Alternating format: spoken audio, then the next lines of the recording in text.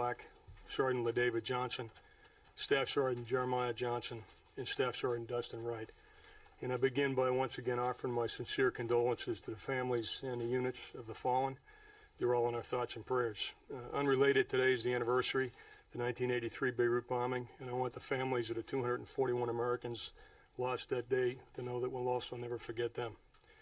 After speaking to Secretary Mattis this morning, I decided to address you because there's been a lot of speculation about the operation in Niger. And there's a perception that the Department of Defense has not been forthcoming. And I thought it would be helpful for me to personally clarify to you what we know to date and to outline what we hope to find out in the ongoing investigation. And Secretary Mattis will be here, but as many of you know, he's in Asia. Our soldiers are operating in Niger to build the capacity of local forces to defeat violent extremism in West Africa. Their presence is part of a global strategy. As we've seen many times, groups like ISIS and Al-Qaeda pose a threat to the United States, the American people, and our allies. They're a global threat enabled by the flow of foreign fighters, resources, and their narrative. And they seek to operate where they can exploit weaknesses in local government and local security forces. If you think of those enablers as connective tissue between groups across the globe, our strategy is to cut that tissue while enabling local security forces to deal with the challenges within their countries and region. While we can be proud of our progress to date, we have to acknowledge that our work is not done. Even with the fall of Mosul and Raqqa, we're at an inflection point in the global campaign, not an end point.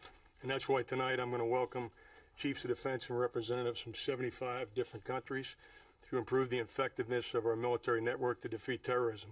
In our discussions over the next day or two, we'll focus on improving information sharing between nations to detect and defeat attacks before they occur, and to improve the support we provide to nations that are confronted with violent extremism. And that's exactly what our forces in Niger were doing. The United States military has had forces in Niger off and on for more than 20 years.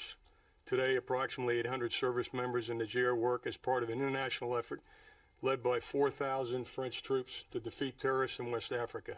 Since 2011, French and U.S. troops have trained a 5,000-person West African force and over 35,000 soldiers from the region to fight terrorists and affiliated with ISIS, Al-Qaeda, and Boko Haram.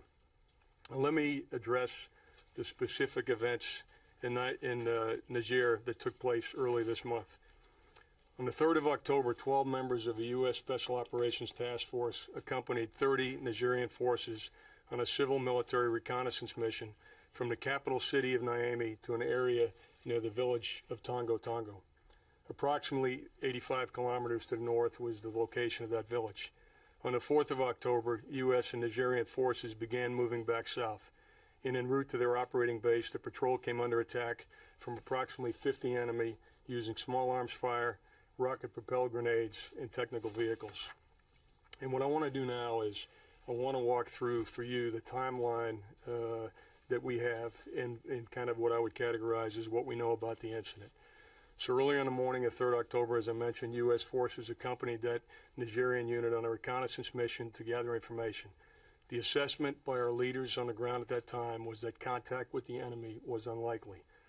Mid-morning on October 4th, the patrol began to take fire as they were returning to their operating base. Approximately 1 hour after taking fire, the team requested support. And within minutes, a remotely piloted aircraft arrived overhead. Within an hour, French Mirage jets arrived on station.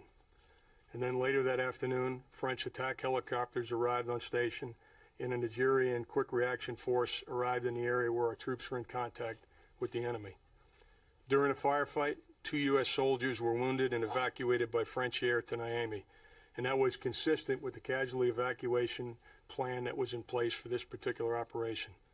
3 U.S. soldiers who were killed in action were evacuated on the evening of 4 October, and at that time, Sergeant LaDavid Johnson was still missing. On the evening of 6 October, Sergeant Johnson's body was found and subsequently evacuated. From the time the firefight was initiated until Sergeant Johnson's body was recovered, French, Nigerian, or U.S. forces remained in that area. Now, many of you have asked a number of questions, and those are all, and many of them are fair questions, and we owe you more information. More importantly, we owe the families of the fallen more information, and that's what the investigation is designed to identify. The questions include, did the mission of U.S. forces change during the operation? Did our forces have adequate intelligence, equipment, and training? Was our pre-mission assessment of the threat in the area accurate?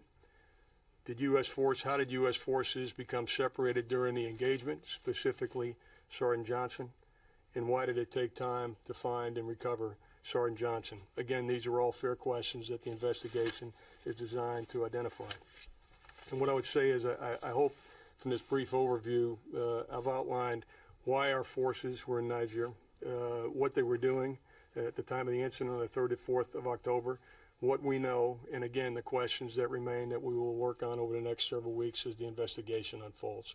And with that, I'm happy to take your questions. General Dunford, thanks very much. We've reported that Sergeant Johnson's body was found some 1 mile away from the initial site of contact. Is that consistent with the information you have? And is there any assessment at this point as to why that was the case? And I have a brief follow if you don't mind. Sure. Jim, and this really is for all of you as we ask questions.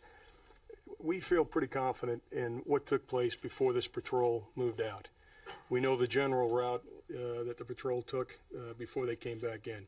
What happened from the time the patrol went out on the operation till the time they returned? There's been a lot of speculation and a lot of reports, and that's why I want to baseline today what we know and what we don't know. And what you're asking is a fair question, but we don't know that definitively right now. I can't answer it definitively. And what I'm trying to do today is and be very candid in what do we know. I'll share with you where I've seen speculation, and then what are the fundamental questions we're asking. And the questions that we're asking, this is a very complex situation that they found themselves in, a pretty tough firefight. And what tactical instructions the commander on the scene gave at a given time that caused units to maneuver, and where they might have been when Sergeant Johnson's body was found, those are all questions that we'll identify during the investigation. And you had a follow-up. You're aware, I imagine, that some of the administration, when faced with tough questions about this operation, the information sharing from the operation, have intimated that perhaps members of the press shouldn't ask such tough questions, particularly of people in uniform or recently in uniform. And I'm curious if you have a reaction to that, if you share any of that, or you take any issue with those kinds of questions. Let me just speak for myself on sharing information with the media. And I don't know exactly what you're referring to, and so I'm not going to benchmark my comments against that. I think first and foremost in this particular case, we owe the families as much information as we can find out about what happened, and we owe the American people an explanation of what their men and women were doing at this particular time. When I say that, I mean men and women in harm's way anywhere in the world. They should know what the mission is and what we're trying to accomplish when we're there. And so those are all fair questions in my judgment. I mean, in other words, that's why we're out here today, is to take your questions and provide as much information as we have. The only thing I'm asking for today is a bit of patience to make sure that what we provide to you when we provide it is factual. And the other thing that I think that's also important is when this information is finally available, the first thing we're going to do is go visit the families in their homes, should they welcome us. And we will have a team go in of experts, and I've done this personally myself several times. A team of experts go into the family and share with them all the facts that are available as a result of the investigation and give them an opportunity to ask questions. And as soon as we're done with that, we'll come back in here and we'll share exactly that same information that we share with the families. And so when I tell you today we don't know, it'll be a fair answer. We don't know. And I'll tell you everything we do know definitively, and I'll tell you what the key elements are of the investigation that we hope to find out in the coming weeks. But again, with regard to being transparent, I think we do owe the families and the American people transparency in incidents like this, and we intend to deliver just that. General Dunford, if I could just get a quick follow-up on Sure. the timeline. You said that they didn't call for air support until an hour into contact, That's and right. then the French came, so that would make the arrival of the French 90 minutes, a good 2 hours after the initial contact, which conflicts with what we've been told. Okay, so let me walk you through the timeline. The best we know now, and so when I have a degree of confidence, I'm sharing it. About an hour after the initial contact was made, they requested support. When they requested support, it took the French aircraft. The French were ready to go in 30 minutes, and then it took them approximately 30 minutes to get on the scene. So from that, I think it's a fair conclusion to say that about 2 hours after the initial contact was made, the initial French Mirages arrived overhead. But it's important to note that when they didn't ask for support for that first hour, my judgment would be that unit thought they could handle the situation without additional support. And so, well, we'll find out in the investigation exactly why it took an hour for them to call. We shouldn't conclude anything by that 1 hour. It may very well have been, and I've been in these situations myself, where you're confronted with enemy contact. Your initial assessment is you can deal with that contact with the resources that you have, and at some point in the firefight, they concluded they then needed support, and so they called for additional support. The confusion of the 30 minutes, which is always the danger of coming out and sharing information, right? So this is what I'm trying to do is clear up today. I think what you were told in the past, that the French were there in 30 minutes. They responded within 30 minutes, and they were overhead of this unit within 30 minutes. And so that's where the 30 minutes came from, and I'm making that clarification. And then there's operational clarification. You Sure. said they were ambushed when they were coming back to their outpost. Previously, we've been told that they were ambushed when they were leaving the village. Is there discrepancy there? There's not a discrepancy. When I described it, they're leaving the village. Where are they going at that point? They're going back to their operating base. And then They're how moving south. far from the village? I don't have the exact details of how far. The investigation, again, will go out there. You know, these investigations, for those that haven't been involved in the past, there'll be people on the ground that'll actually go and look at where this took place and measure the distances and get the details, and we will be provided so we can provide the family with detailed graphics of exactly what happened and how this unfolded. So I wouldn't want to talk about numbers of meters from the village, but the initial report was that the contact they made with the enemy was outside the village, south of the village, as they were heading back to their operating base. And their operating. Be clear, sir, that you said that they did not call for support until an hour after first contact. That's kind of putting a lot of pressure on those team members. So can you say without a shadow of a doubt that within that hour they did not try and call out for support? Look, what I can tell you is the timeline that we have is the first indicator that the unit called for external support was 1 hour later. Now, I will tell you, the information I'm providing to you today is the complete information I have available. We may very well find out. This is the difficulty in addressing these before the investigation is complete. And I tell you what, the one thing I would push back on hard is I'm not putting any pressure on that unit. I made it very clear that I make no judgment as to how long it took them to ask for support. I don't know that they thought they needed support prior to that time. I don't know how this attack unfolded. I don't know what their initial assessment was of what they were confronted with. What I do know is that our logs indicate that an hour after the contact, approximately, they requested support. And then I talked about the timeline of the French response. That's just what I know right now. I'm not going to tell you that in the investigation we won't find out that they attempted to get support and it didn't come. I'm just telling you what I know. Everything beyond what I told you would be speculation. You're saying one of the questions is, Tom. is there good enough intelligence? Do they have enough ISR and equipment? But General Waldhauser, who runs African Command, in his confirmation hearing last year said he's the economy theater. Clearly he doesn't have enough. Right. And if the French have to come and help out, doesn't that raise the question of, is there enough American Sure. equipment there? Number one, and again, Secretary Mattis said he wants to expand, lean forward more in AFRICOM. Can you do that without sending more equipment, ISR, over there? Yeah, no, Tom, fair question. And I think I would distinguish between what does the Commander AFRICOM need to do the full range of missions that he believes need to be done, and what missions are being done with the equipment available. And I would tell you that, well, General Waldhauser may need more capability to do more mission or a more expansive mission. The responsibility of commanders is to employ the force within the resources that they have available. So we shouldn't confuse the need for more capability to expand the mission with what capabilities are provided to a particular unit at a particular time, if you understand the distinction I'm trying to make. That's a particular question you still need to be answered in this particular case. Absolutely. I mean, look, there's two reasons to do the investigation. One reason is to make sure that we inform the families, the American people, and the Congress, of course. The second is, every time something like this happens, we do an internal look at ourselves and we find out what is it that we did, what could we do better, and then make changes based on what I would consider an after-action review.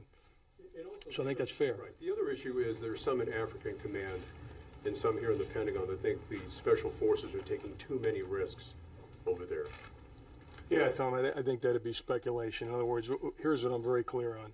I'm very clear on the framework within which this operation took place. In other words, what do their orders say? I don't have any indication right now to believe or to know that they did anything other than operate within the orders that they were given. That's what the investigation's all about. So I think anyone that speculates about what Special Operations Forces did or didn't do is doing exactly that. They're speculating. In general, special operators in Africa are maybe taking too many risks. That's the sense of some people in this building and also AFRICOM. Well, Tom, I don't. It's not my assessment that they're taking too many risks. I mean, let's keep in mind, although I talked about enemy contact being unlikely on this particular mission, the reason why we're in West Africa is it's because of the area of concentration of ISIS and Al-Qaeda. The reason why our Special Operations Forces are operating in Libya is because there is a threat of ISIS attacks from Libya. The reason they're in East Africa is because there's an Al-Qaeda and a smaller ISIS presence there. So to the extent that they're taking risk, we have sent them there to operate in areas within which there are extremist elements that if we weren't conducting operations, our judgment is that they would have the capability to plan and conduct operations against the homeland, the American people, or our allies. So are they taking risks? They are. Are they taking risks that are unreasonable or not within their capabilities? I don't have any reason to believe that. Sure. And by the way, I'll stay to answer questions, so I'll get to you all. Thank you, General Dunford. Could you please describe what weapons this unit had with them to defend themselves? Were they heavily defended, or did they go in light trucks, not expecting much resistance?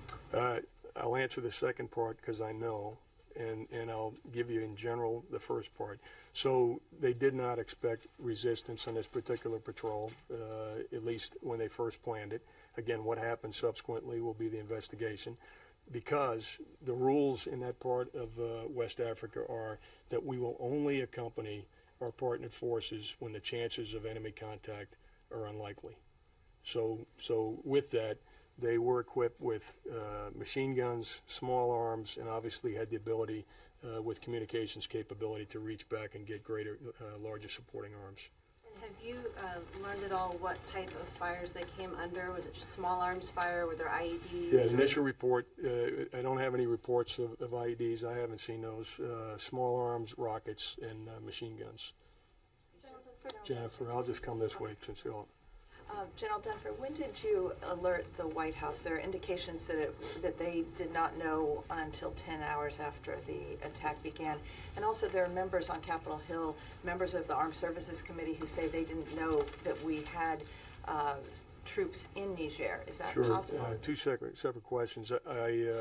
We notified the White House as soon as we had a soldier that was missing. Was the first report. Now, they would have received an initial report, probably simultaneously to me, the way it works with our op centers, that we had a report of 3 killed in action. And then I know we made some specific calls when we had a soldier that was missing, which of course we didn't report publicly because we're in the process of trying to recover him. So I know that I spoke to General Waldhauser that night when we got the initial report. It was probably around 9 or 9:30 Washington, D.C. time, the night of the 4th. And at that point, knowing that we had a missing soldier, we made a decision to make sure that all of the resources, to include national assets, were available for the recovery of that operation. And of course, we maintained operational security to not put at risk our operations to recover Sergeant Johnson at that particular time. With regard to Congress, I've heard the criticism of we're not providing enough information, and the way I've taken that is to say, if the Congress doesn't believe that they're getting sufficient information, then I need to double my efforts to provide them with information. So, without going through what people may have known at any given point in time about this operation or other operation, I mean, the one thing I can tell you is that Secretary Madison and I are committed to make sure that we satisfy the needs of the Congress for the information they need to provide oversight. And so we're looking in the mirror saying, okay, we thought we were doing all right. What's most important is how the Congress feels about that. And so we need to double our communications efforts, and we'll do that. Thank you, General. You mentioned that this was a reconnaissance mission. There have been some conflicting accounts. Have you seen so far any indication to suggest that the nature of the mission changed from its original intent? No, here's what we know. It was planned as a reconnaissance mission. What happened after they began to execute it? In other words, did the mission change? That is one of the questions that's being asked. It's a fair question, but I can't tell you definitively the answer to that question. But yes, we've seen the reports, we've seen the speculation. Given what happened, it's a fair question to ask, because if the enemy situation was unlikely, we obviously lost 4 soldiers, had 2 others wounded in a pretty significant firefight. So at some point, did the intelligence that was available to them change? Did they have other intelligence available? Did they decide to do something different than the original patrol with their partner forces? Those are some of the key questions that the investigation is looking to uncover. Lita. General, are you satisfied overall with the response times, including the fact that it took 2 days to recover Sergeant Johnson's body? And more broadly, what does this suggest to you about how you go about things going ahead?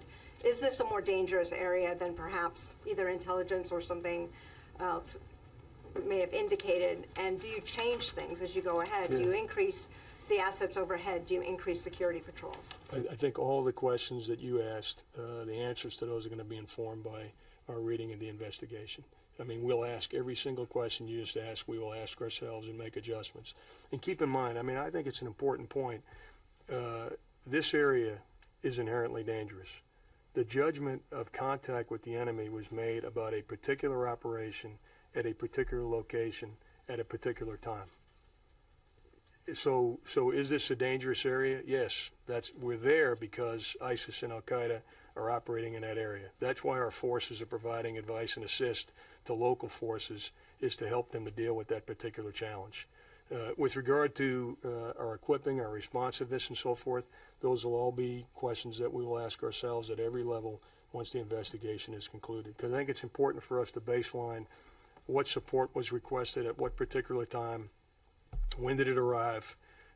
Was it what they needed? All those are fair questions, but again, I would just ask for your patience and just giving us the time it takes to do the investigation. And one of the questions that we haven't asked yet is how long will it take to do the investigation? For Secretary Mattis and I, we've talked to General Waldhauser. We certainly have expressed a sense of urgency in getting the answers to the questions that you've asked and the family have asked. We want to have that investigation concluded as quickly as possible. But we have prioritized making sure that the investigation is accurate, and that when we go to the families and we tell them what happened, that it's based on facts. And so we're trying to balance the need to do this quickly with the need to make sure that it's accurate. And I think we will certainly err on the side of accuracy. Well, should there have been U.S. forces also used to help locate his body rather than relying on the Niger forces, do you think? Well, there was Niger forces involved in the operation. There were French forces involved in the operation. There were U.S. forces involved in the operation in its entirety. So there were U.S. forces involved in the recovery. And as I mentioned to you, without going into detail, as soon as General Waldhauser contacted me that night, I spoke to the Secretary of Defense. It was a 20-second phone call when I told him what we were asking for. I immediately called General Waldhauser, told him his request for additional support was approved, and then we started putting the wheels in motion to deliver that capability. So I can tell you, once we found out that Sergeant Johnson was missing, we brought the full weight of the U.S. government to bear in trying to try to recover his body. There's the shock of 800 troops in Niger. Is that the high point in terms of what we have in the region, or do we have 1,000 in Mali and more in Nigeria? No, that's the largest number in Africa right now. We have more of that in East Africa, but in any one country, that's the most. Mission creep, people are going to. And I'll tell you what I'll do is I'll have the team come back and just make sure that just take a look at all the countries. But that is, and it also is a high in this particular area. Again, we've been there off and on for over 20 years. We established a Joint Special Operations Task Force in 2011.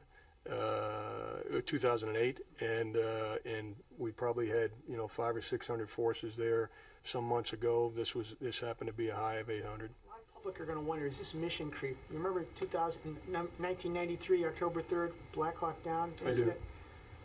People are going to say, is this mission creep? Has the mission been consistent? Let me talk about the mission, and I think it's important for me to go back to my opening statement and talk about strategically what we are trying to do. In our judgment, we're dealing with global threats in Al-Qaeda and ISIS and other groups. And the theory of the case of our strategy is to be able to put pressure on them simultaneously wherever they are. And as importantly, to anticipate where they will be and to make sure that where they are and where they will be when they get there, they're confronted by local security forces that have the ability to meet the challenges associated with Al-Qaeda, ISIS, and other groups. And so we are working with partners on the ground in West Africa. We are working with partners on the ground in other parts of Africa. It's the same thing we're doing in Iraq and Syria, and it's what we're doing in Afghanistan. But if you look at the numbers, we have 800 Americans, we have 4,000 French, and there's over 35,000 local partners that are operating there. If you look at the numbers in Afghanistan, approximately 11,000 Americans on the ground, 300,000 Afghans. So what the American people need to know is, with a relatively small footprint, we are enabling local forces to deal with these challenges before they become a threat to the American people, and to help them to deal with the challenges so they don't further destabilize their local area or region. There's a bit of contradictory information about the enemy KIA. Were there any enemy KIA, and do you know how many? I don't know that, and we'd be happy to, as soon as the investigation is over, we'd be happy to provide that detail to you. I don't have that information. Have there been any additional...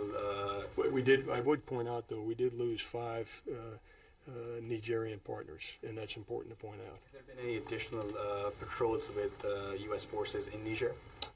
We are back conducting operations as normal. I don't have information available right now to tell you what's happening today, but our intent is to continue operations there and continue to try and advise and assist our partners. So has there been any change in force protection for those patrols, given what happened? No, every unit that goes out, every patrol that is conducted, goes out and makes an assessment of the mission and then the operating environment within which that mission is going to be conducted, and then they prepare themselves accordingly. So I just expect that continues to be what General Waldhauser and his leadership are doing. Do you have any more information about who the attackers were? We were told initially that they had rebranded themselves ISIS and they were a local tribe.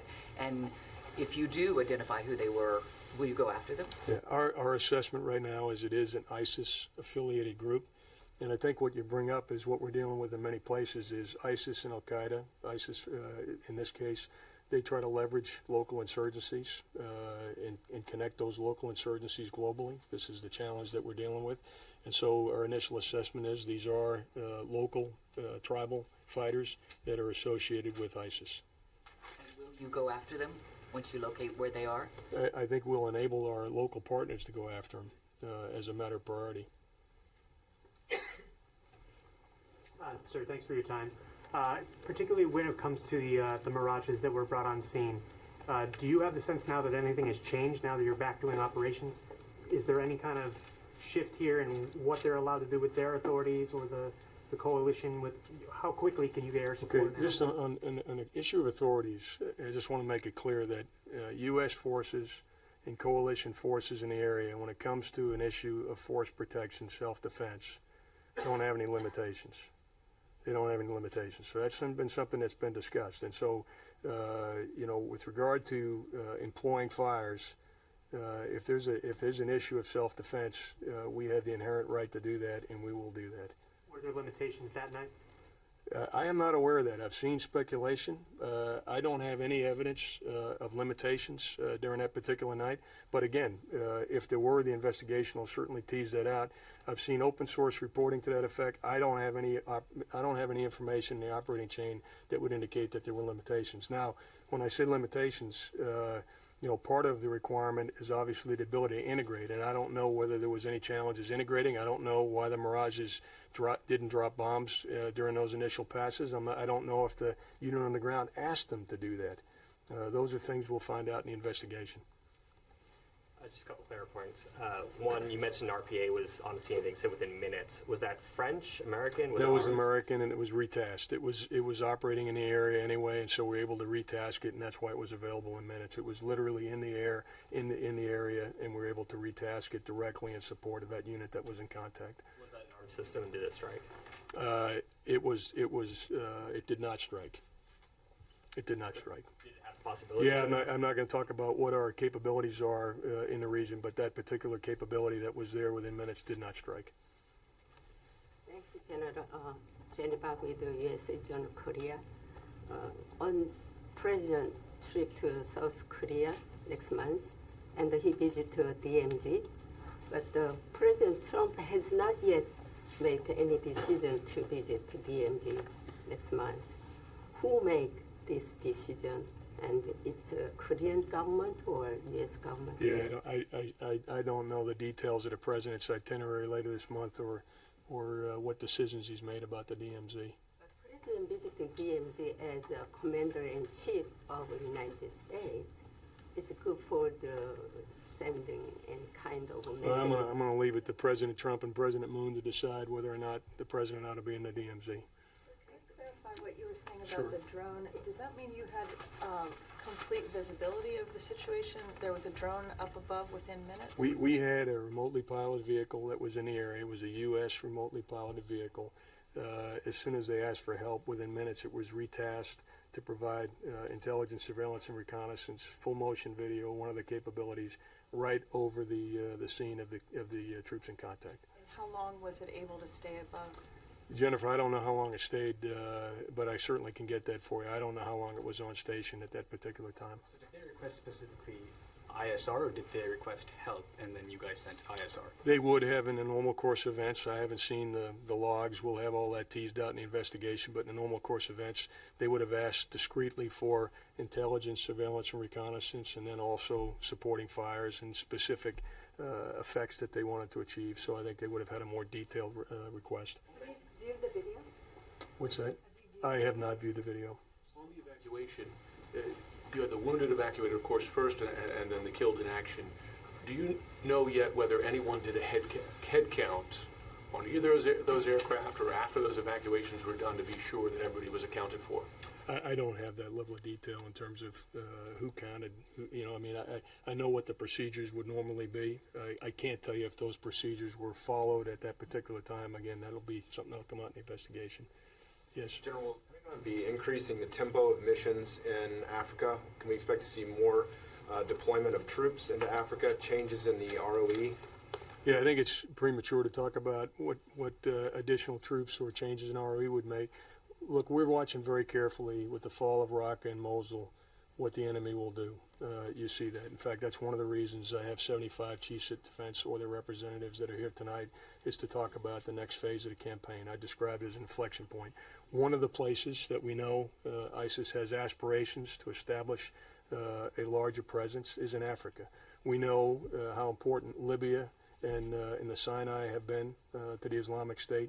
We know how much they have tried to get into East Africa and, of course, the scenario we're talking about here today in West Africa. So we're watching that very carefully, and we are going to make recommendations to the Secretary and to the President for the allocation of forces that meet what we see as the threat, what we anticipate the threat to be. But I certainly wouldn't talk about what we will do tomorrow at this moment.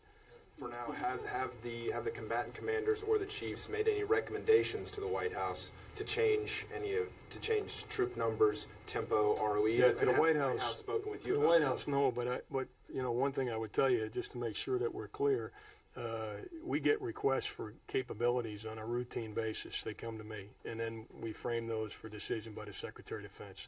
So there's constantly requests for capabilities that go back and forth between the combatant commanders and the Secretary.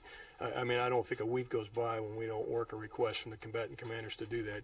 And sometimes it's a question of reallocating capability. If you were talking Africa, would reallocate it either from European Command or Central Command and then reallocate it back when a particular mission is complete. But that kind of activity happens all the time. I think what you're really talking about is a much more sustained presence with a larger footprint, and there's been no discussion nor has there been a request for that. For the troops that are on the ground right now, has there been discussion of increased tempo? There has not. There has not. Thomas? Yeah, go ahead. Thanks for doing this. Sorry for cutting you off earlier. You said that they overnighted, the patrol overnighted from October 3rd to October 4th. Was that part of their mission plan that they put up and that headquarters understood was going to happen? Yeah, I don't have the details of that. I don't know whether it was intended that they would, how long it was going to take, or if they had planned to stay overnight. And just to be clear, I think a probably more accurate description than stayed overnight was they caught a couple hours of sleep after the 3rd and before they completed their mission on the 4th. Is there an investigation beyond the 15-6 into the troop deaths? And then what's the significance of the FBI being called in? Sure. On the first case, no. There's an investigation that's being conducted by a general officer at the United States Africa Command into the incident itself.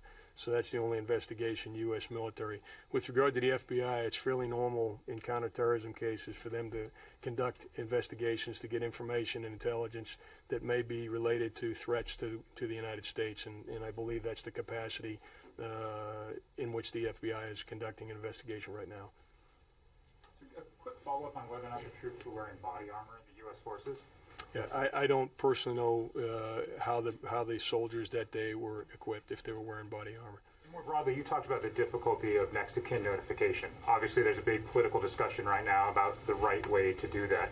Could you talk generally on just the difficulty, the challenge of conveying to American families when their loved one is lost what they died for? Yeah, I think what you just zeroed in on is one of the things that we try to do when we do this, and I've certainly had to do it myself, is you want the family to understand the why.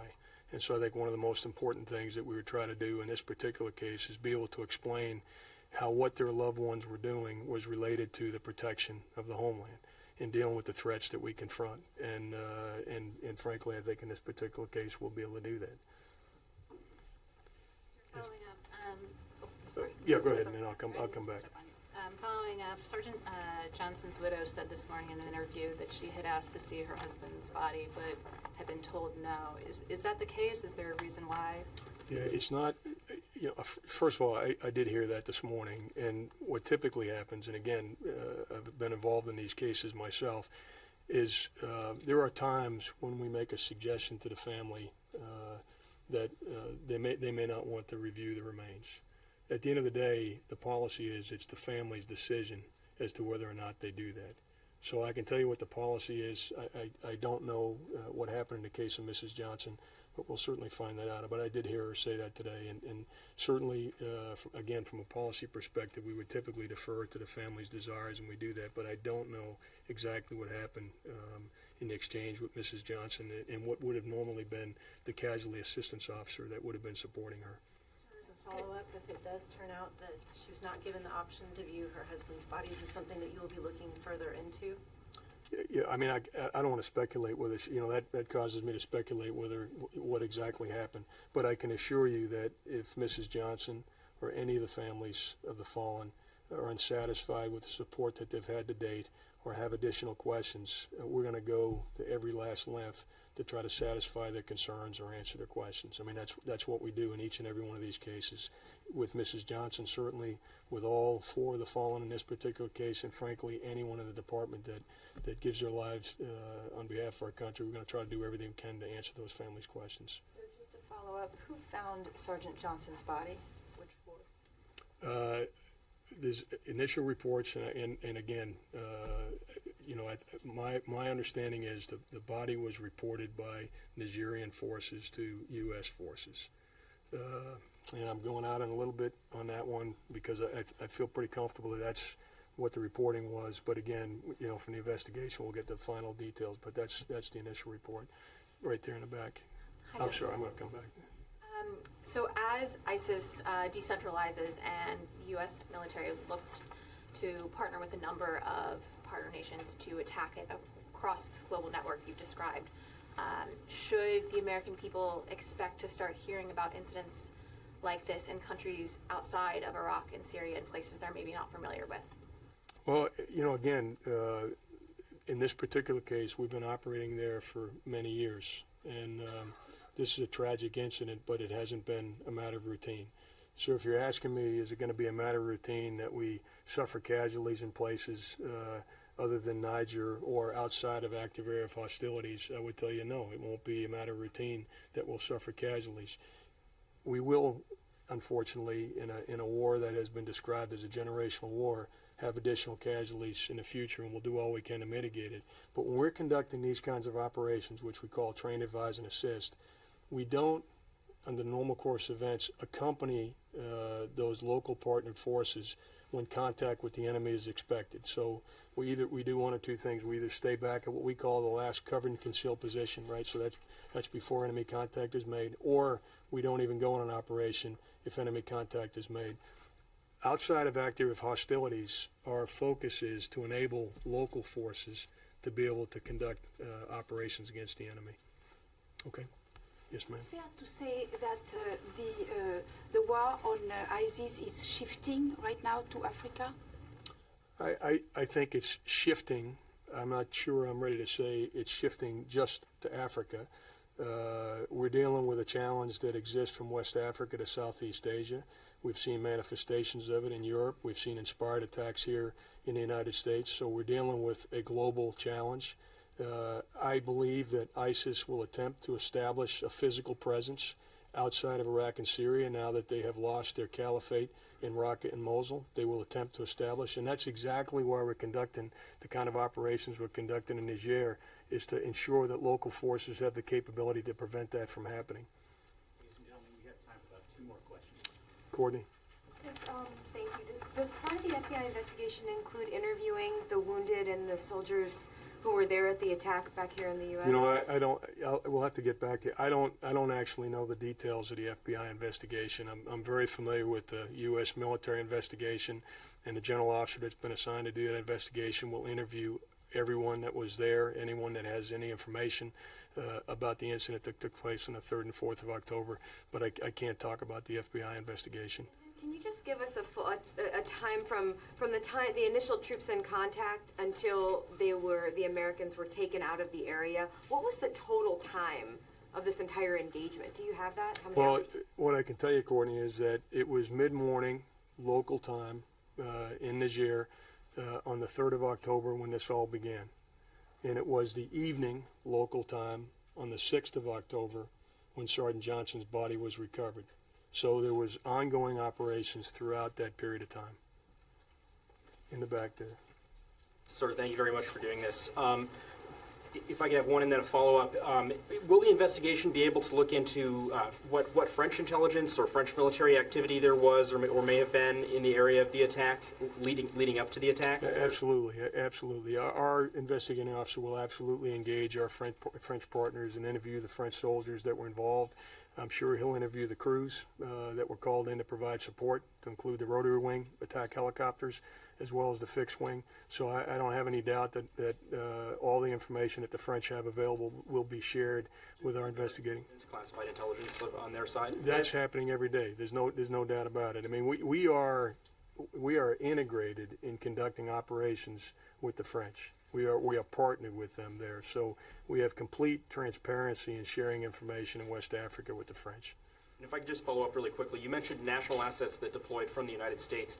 Without specifying what those national assets were, can you say if any of them actually reached Niger before the situation was resolved?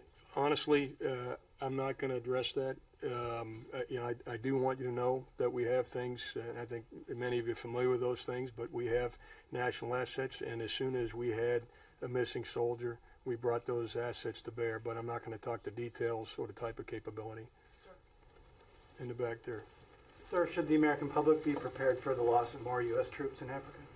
Yeah, what I would tell you is that the majority of our operations in Africa are designed to support the training, advising, and assisting of local African partners.